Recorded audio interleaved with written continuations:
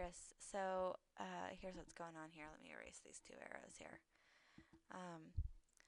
So you have the product of the Grignard reaction, which is that negatively charged oxygen. It's negatively charged because there's 3 lone pairs to that oxygen.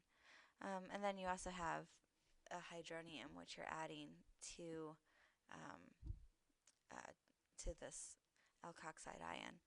And the hydronium has a positive charge because that oxygen is bonded to 3 protons. So anytime you have 3 sigma bonds to an oxygen, and of course there's that lone pair there, there is a positive formal charge. It kind of makes more sense to put the positive charge on the proton because the oxygen is electronegative, but it doesn't really matter.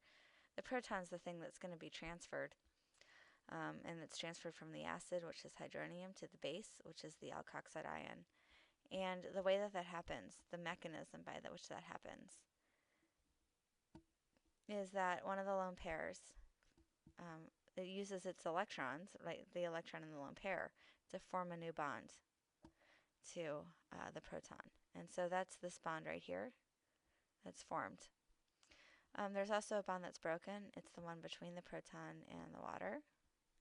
And so we have water left over that doesn't have a charge anymore.